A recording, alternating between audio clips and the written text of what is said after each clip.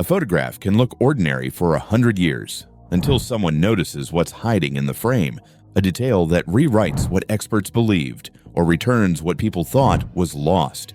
These are 5 real images archivists didn't expect to matter, and the last one proves history isn't finished. Titanic, the iceberg photo that came back 112 years later. For more than a century, the Titanic's most important object was also the least photographed, the iceberg. People described it, survivors argued about it, writers turned it into a symbol, but the visual record stayed thin. Then a photograph resurfaced, taken just 2 days after the sinking, showing a towering iceberg drifting through the same North Atlantic region. Look at the ridge and the scale. It's the kind of detail that made search crews write it down.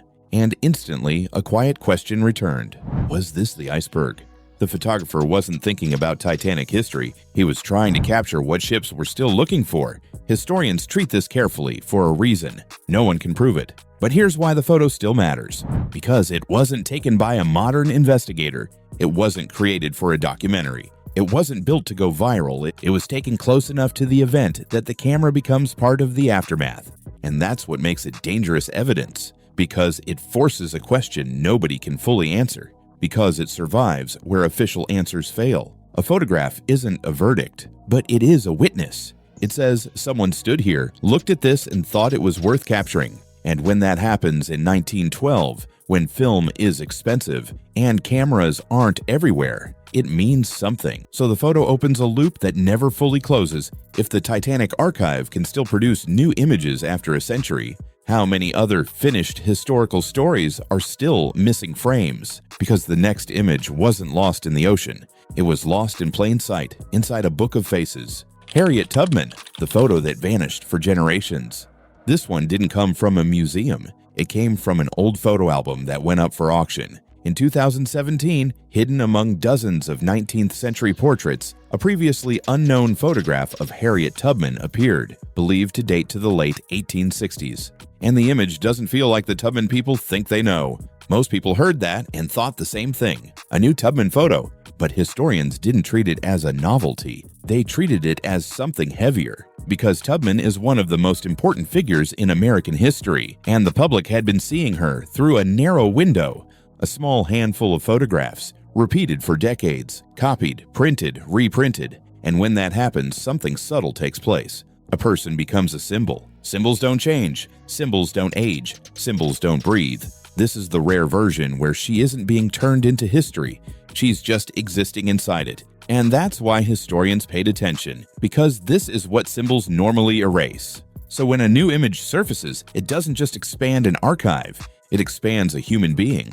And there's something else in this discovery that archivists recognize immediately. The photo wasn't hidden. It wasn't buried by anyone trying to erase Tubman. It was simply trapped where so much history gets trapped, in private collections, in family albums, in unlabeled material that only becomes priceless once someone knows what they're looking at. That's what makes the image so powerful. It's proof that even the most famous lives can still be partially unseen until an archive or an accident gives them back.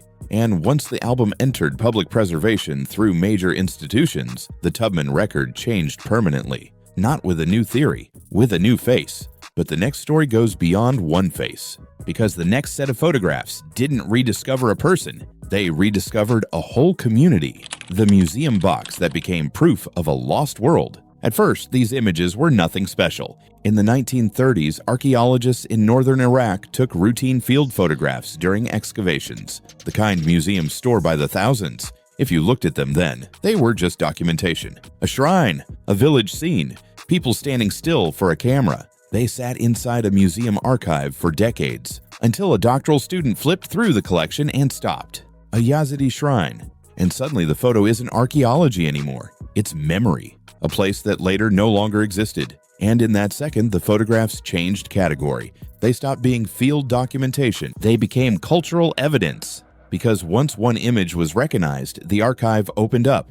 It wasn't one photo. It was nearly 300 images documenting Yazidi life, rituals, families, daily scenes, never taken for preservation. They were accidental records of identity. In the background, you can see ordinary objects. Proof this was daily life, not staged documentation. Then came the moment that makes this story hit harder than most archive discoveries. Members of the Yazidi community were shown the images, and one woman recognized her grandparents. A wedding photograph, something that should have been permanently lost, returned through a museum collection that wasn't even built to hold it. That's when you realize what archivists mean when they say time changes photographs. The photos didn't become important because they were dramatic. They became important because history became violent. And after that, what had once looked ordinary became irreplaceable. A final proof that this life existed, in this place, in this form. Now the tone shifts, because the next archive wasn't one photograph. It was thousands. The unknown photographer who left behind 8,000 time capsules. This discovery began with a mystery. More than 8,000 photographs of San Francisco in the 1960s. Not celebrity photos, not political images, not landmark events, street corners, shop windows, signs, people mid-step.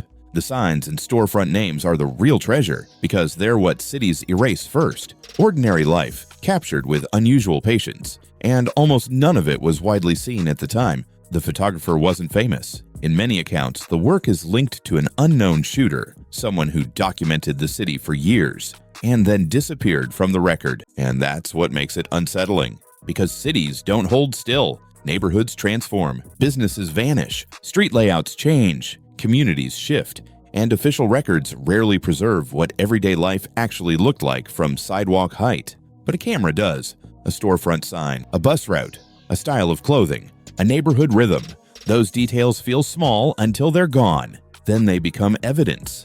And that's why collections like this become more valuable over time. They don't tell you what the city claimed to be. They show you what it was.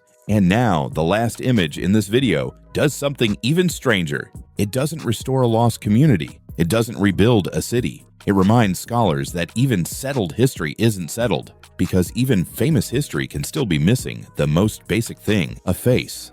The new Emerson photo that shouldn't have been new. Ralph Waldo Emerson is one of the most studied American writers of the 1800s.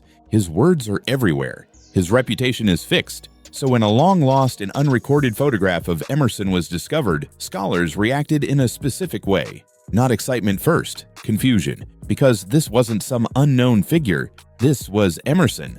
And yet history still had a gap. Because when a new photograph appears this late, it means something survived outside the official record.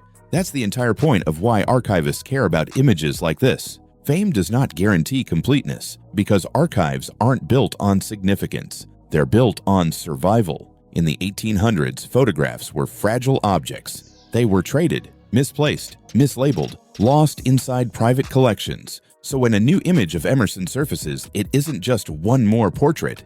It's a reference point. It helps date other images. It helps verify authenticity. It helps separate myth from record. Even the expression matters, because it becomes a guide for everything historians thought they already had. And it leaves you with the most important takeaway of the entire video. Even the parts of history we think we fully understand are still being updated. Not by opinions, by evidence. Every one of these images teaches the same lesson. History doesn't become accurate because people agree on it. It becomes accurate when evidence survives. A photograph is evidence that time can't argue with. It can be misfiled, overlooked, unseen for decades, but when it returns, it changes the record. In every case, the photograph outlived the explanation. And if these discoveries can still happen now, then history isn't finished. It's still being verified. If you want more stories like this, real images, real archives, and the hidden details most people miss, subscribe to Rapid Rank.